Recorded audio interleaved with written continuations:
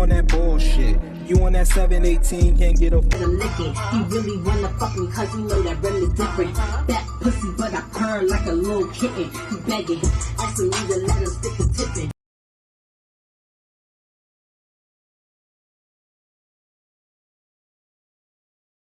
Slap her! When you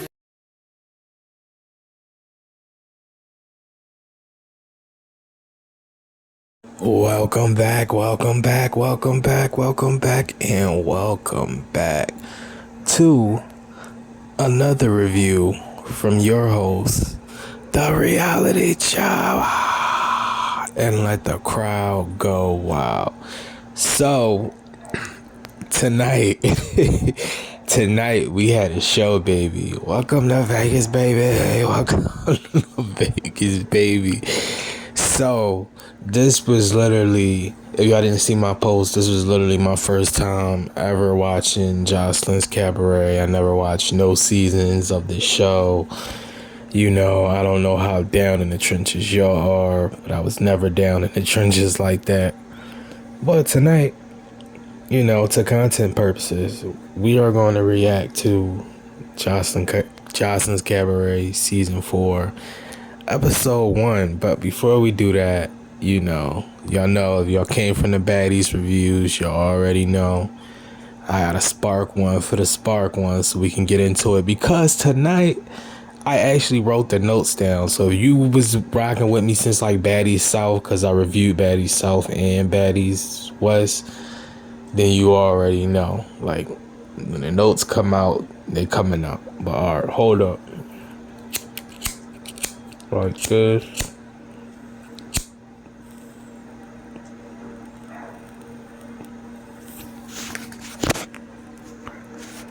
I rolled this blunt so immaculately. Okay. So, let's get into the show. It starts off from last season. Last season looked crazy. Some girl said that she was the second coming of Christ. Like, what, yo? The girl, I was seeing her on social media last year. I knew she was from this show, but I told her I never watched this show. That girl is crazy. I don't know her name, but she need to take some medicine, because I don't know, that girl is crazy. Then the show starts off with her YouTube music video, Manhattan, and I don't know what type of ghetto YouTube stuff that was. So the intro ended up being super long, and Joseline was talking about in the intro the city. What? In that intro, I said, what the fuck was Joseline talking about in that intro with the city? Like, she had some song playing, and I could not understand what she was talking about. But then Joseline said she went on tour and kicked 3 people off, and I heard about that on social media before too. And then she said she got bitches sucking ass and titties. Like, is that even legal and sanitary? And like, I don't know, a cabaret, is it because it's private? Like, I don't know, that's kind of crazy. That give me like backdoor, like you be letting them fucking stuff in the strip club. So then we're introduced to Raven from season 3, Las Vegas, and she talks about her super bass moment. I can say she's very animated but can't really fight. That's just from what I observed. Then we get Black Diamond. She seems annoying. My first impression, she talks fighting Amber, which looks like she got whooped. So yeah, I don't know about her. Then Joseline said they better call her the Lord and Savior. Like, what, yo? That's that pimping energy. She said she bringing everybody back. She's a new monster. And then the way Ballistic was looking at her, it was like he wanted to say something, but he couldn't. And I'm just like, if you're getting, you know, it's a hotline for stuff like that. If you getting whooped at home or something.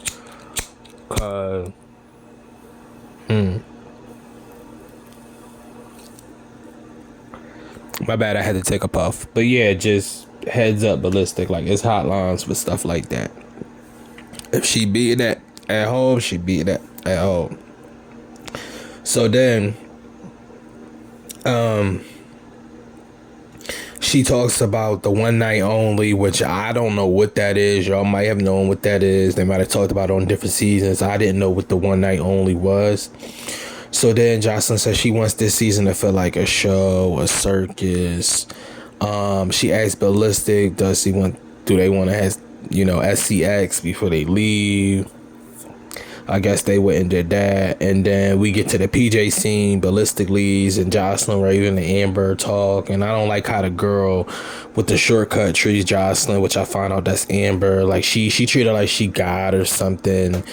And then she talked about I only want to talk when being talking to. And like she was acting like Joseline was the U.S. Marshals or something. I'm like, this is not the Marine Corps. Like, this is not the Navy, the Army. Listen, I don't know. There's something wrong with that girl. Then, like, I wrote down right in my notes. It's crazy because I was just about to say I need her to love herself. And I wrote that dead in the notes. Like, she not talking. We be talking to her like, yo, go love yourself. That's what I put.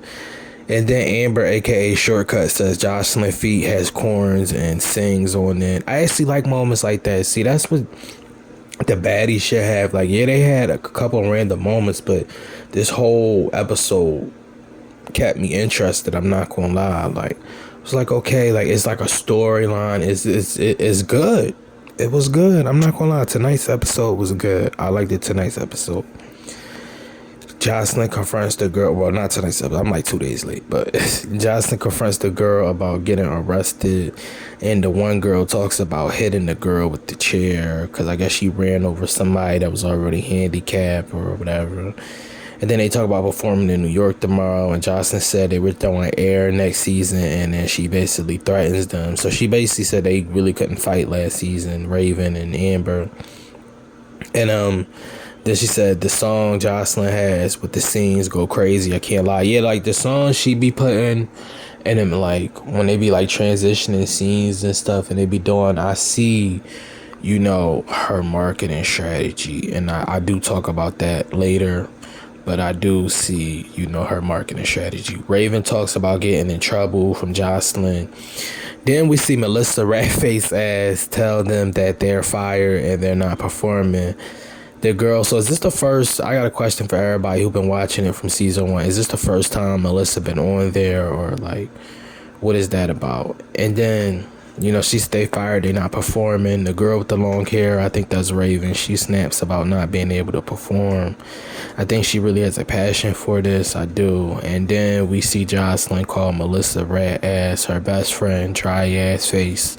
And Joseline basically tell her plans for the show. Melissa tell her all the items she got for her, like shirt poles, etc.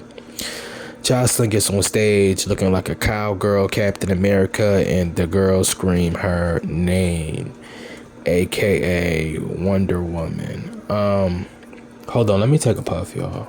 Let me take a puff.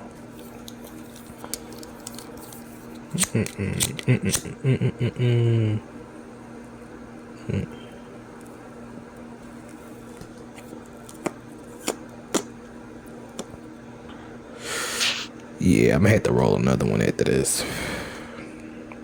Okay, so Joseline, right, I did that. And Joseline performs her hits and cries on stage, and she cries and says she's not on drugs. Like, oh, okay, cocaine cowgirl. And Joseline does a meet and greet.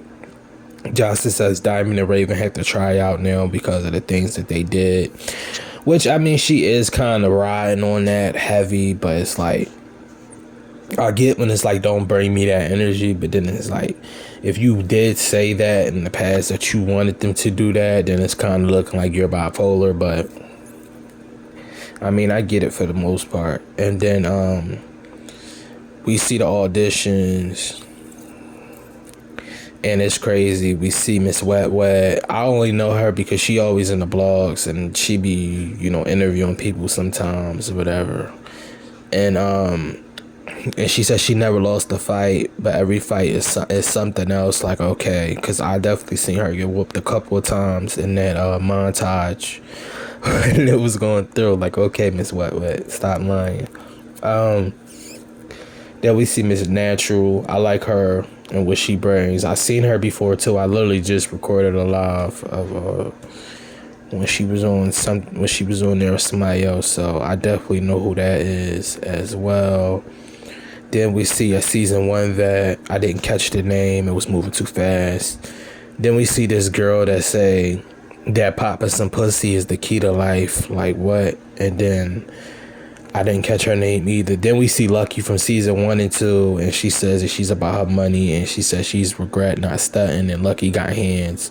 Y'all, she do. I don't care. She do got hands. Like, she was fucking some shit up in there. I was thinking like she should do baddies or something. Then Joseline comes out on stage, throws shots at Amber, and then she starts kicking people out. And then Joseline sees Lucky and says she's a traitor. Like, what? I'm cracking the fuck up.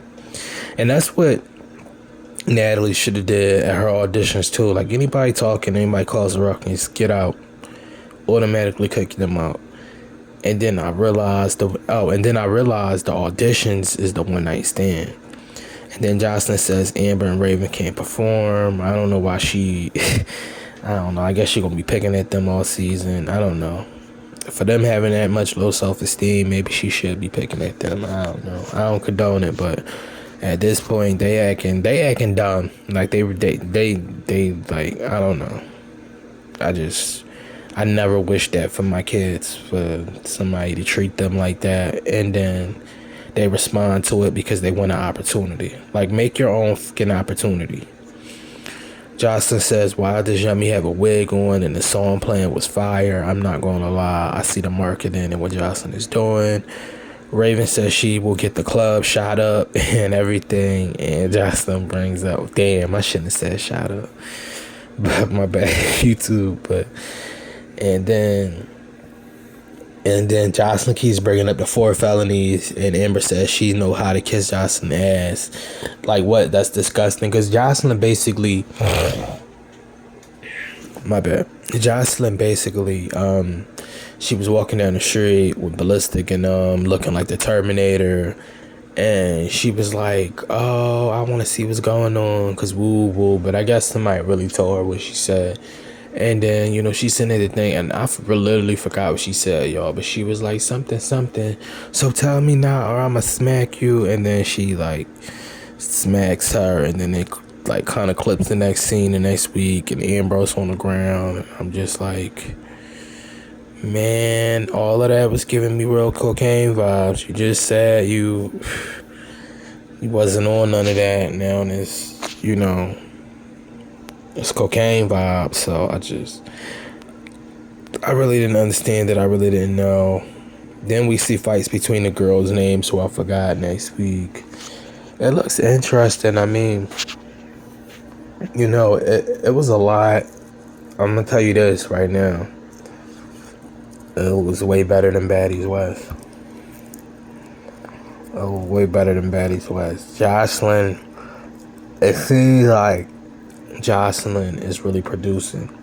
Like, don't get me wrong, everybody that come on Zeus from Love and Hip Hop, it seemed like their show is good.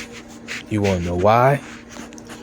Because when you work around these producers and all these other people, like I have in the past, you will pick up on multiple things that they do.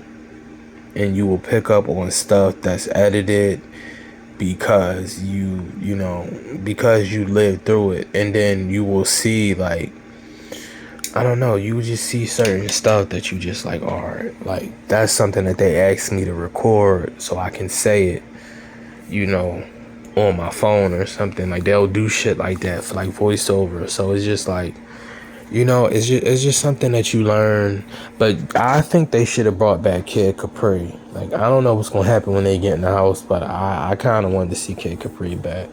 Like, that's one person live who I had to record from there a couple of times, because I noticed people liked her and she was cool. Like, I liked her.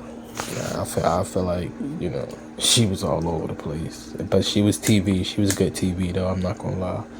I don't know if y'all mess with Kid Capri or not, but yeah, I mean, the people, if we gonna say the people that who I like so far, is Miss Lucky. That was the girl that was like beating everybody up. Then it was Miss Natural. I like Wet Wet by default. I'm not gonna lie, like I think she good TV. So I definitely like Wet Wet from default. And then who else on here? I don't know. I really don't like nobody else. But yeah, did Joseline even pick the girls? I don't know if she fully picked the girls. Bobby Johnson says. Yeah, because she had to run outside. Yeah, she had to run outside. So she didn't really even pick the girls. So I'm interested to see who she picked. But I liked how, everybody that already auditioned for, that already was on the show that she let them like come up to the front. That was real cool. It was like some homage. I thought that was dope. And that's what Natalie should do when it come to like the baddies audition. Like everybody who did TV before, at least get them their flowers. Like, y'all all gonna go in a separate room and we gonna have that part in that scene. Not just a whole bunch of extra dumb stuff. Like, yeah, I don't know. But let me know what y'all think down below. This is the Reality Child. I know this is late. And like, comment, subscribe, and share. So we can get to 10K because we almost at 10K. So, and I got a surprise for y'all at 10K. So yeah. All right, I'm